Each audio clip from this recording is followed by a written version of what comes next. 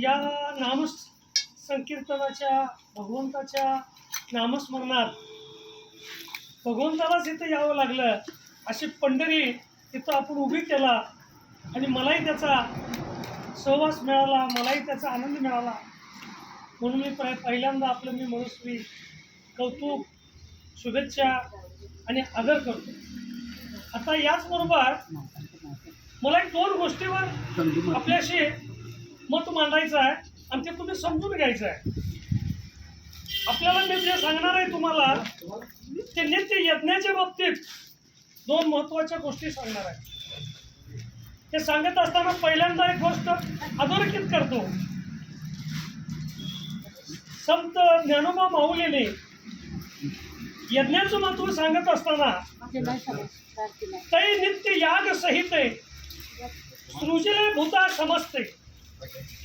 ही काय संपूर्ण जी जीवसृष्टी आहे, या जीवसृष्टीला चैतन्य आणि शक्ती जर द्यायचं असेल तर प्रत्येकाला नित्य याग संहिता, नित्य यज्ञ केला पाहिजे, हे ज्ञानेश्वरांनी सांगितलेलं आहे. त्या पद्धतीनं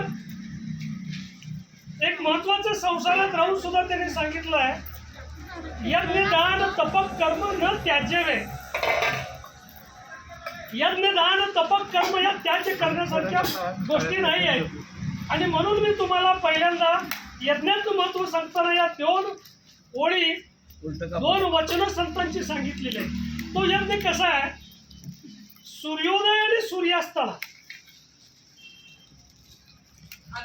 2 मिनिटाचा 2 समंत्रक आहुती द्यायचा आहे. असा तो यज्ञ अनादि अनंत कालापासून चालत आलेला आहे. तो यज्ञ कसा करायचा आहे, एक तांब्याचं पिरॅमिडच्या आकाराचं पात्र असतंय. लक्ष देऊन ऐका, हे गरजेचं आहे. आज प्रदूषण प्रचंड वाढलेलं आहे, रोगराई खूप झालेली आहे, निसर्गाचं ताल संतुलन बिघडलेलं आहे. त्याचं कारण प्रदूषण आहे. हे प्रदूषण आपण करतो, मग प्रदूषण दूर कोण करणार? तर प्रदूषण दूर करण्यासाठी आपल्या भारतीय संस्कृतीमध्ये यज्ञ हे अनिवार्य आहे, असं साधू संतांनी भगवान श्रीकृष्णाने अधोरेखित केलेलं आहे.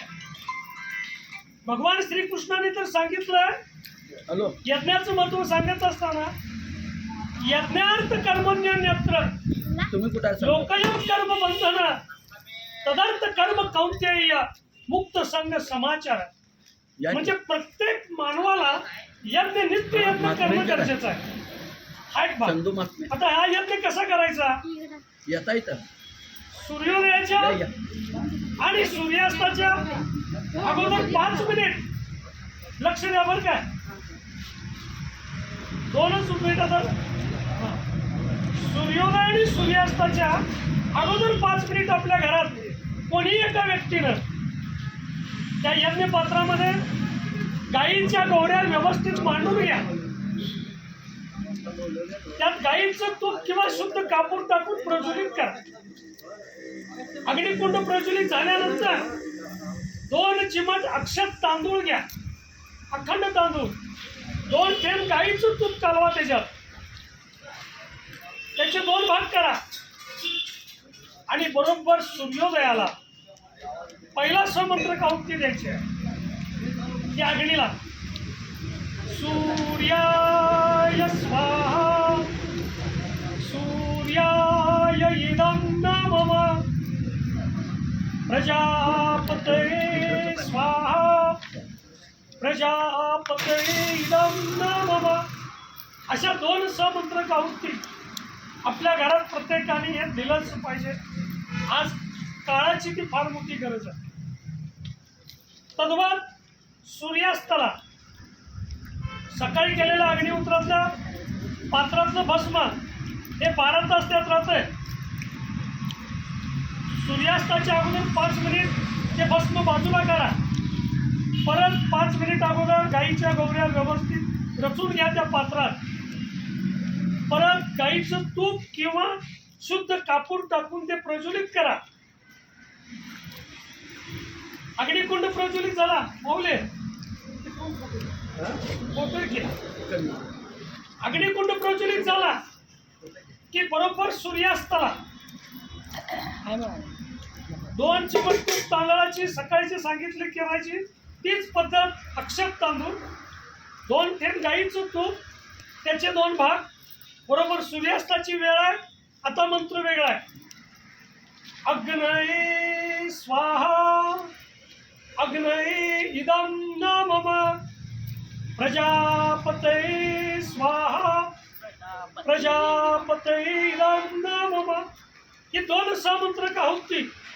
आपण स्वयंपाक करतो, जो घास पहिला आहे तो प्रथम अग्नीला अर्पण करतो. अग्निमुख वै देवः. आपण जे अग्निमुखी अर्पण करतो ते आपल्या परमात्म्याला, आपल्या आराध्य देवतेला, सर्वांना ते अन्न पोचलं जातं. ही मूळ परंपरा आहे. त्याच्यामुळं वायुमंडल शुद्ध होतंय. ते जे भस्म आहे, मी तुम्हाला मगाशी बोललो, सकाळी काढलेलं किंवा संध्याकाळी बाजूला काढता 1-2 चिमट भस्म फार औषधी आहे, तत्व आहे. एका सुती कापडात घ्या, आपल्या पिण्याच्या पाण्यात सोडा. अत्यंत चांगल्या पद्धतीचं ऑक्सिजन युक्त तुम्हाला घरादाराला पाणी मिळेल. आज जे पाणी आपण पितोय ॲरोचं, घसा ओला करण्याचं काम करतोय. शरीराला जे पोषक घटक आहेत त्यातून मिळत नाही. आपलं आरोग्य चांगलं पाहिजे.